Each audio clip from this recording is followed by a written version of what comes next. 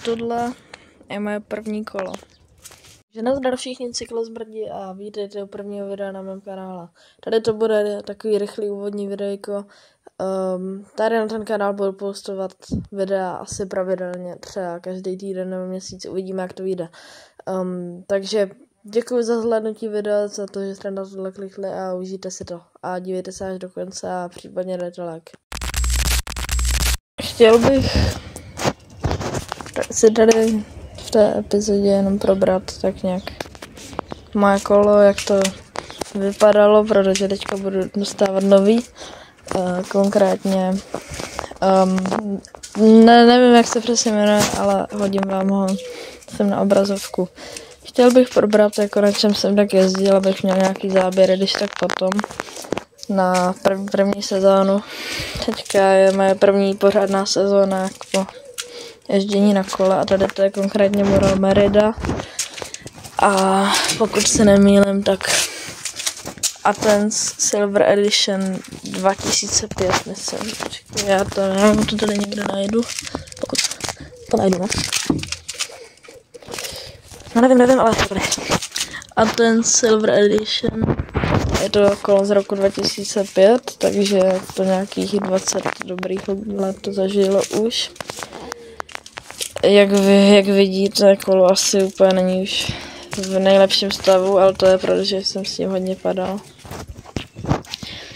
Tady máme sedátky, které není úplně v nejlepším stavu. Chtěl bych si probrat tak nějak funkce tohohle kola a když tak si udělat nějaký menší story time na moje pády a takové věci, na moje nejlepší a nejhorší zkušenosti. Tady to video berte jako takový začátek vlastně jako přeměnění tohohle kanálu na takový asi mountain biking kanál. Takže viděl bych to tak, že se nejdřív probereme nějaký díly.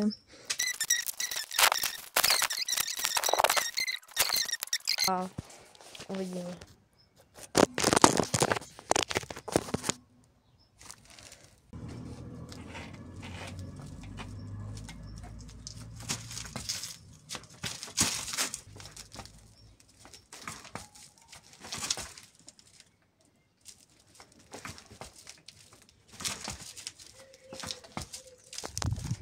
Jsem si skoro jistý, že to třeba ani neprožilo, ale třeba to tak vypadalo, protože mám ne úplně, ale prostě mám vyfouklý gumy. Hlavně přední, zadní mám ještě. Okay. No tak je vyfoukla. Jak jste zjistil, tady to odprožení není moc kvalitní momentálně.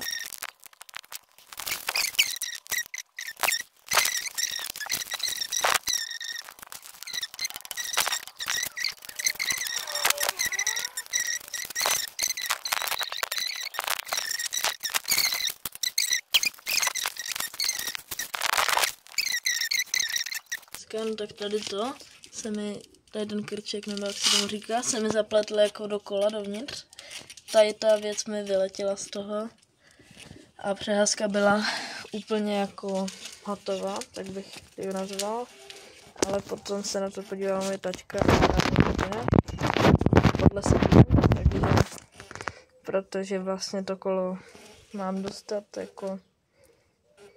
A já jsem byl spokojený, protože na tom aspoň můžu jezdit. Dál nevím, na co bych se ještě podíval, ale jak vidíte, ne, spíš slyšíte, poslouchejte.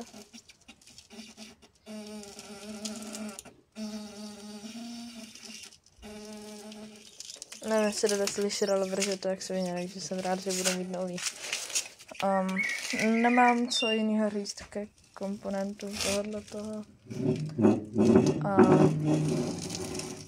asi se rovnou, takže já se přesunu pryč z tohohle a uvidíme se.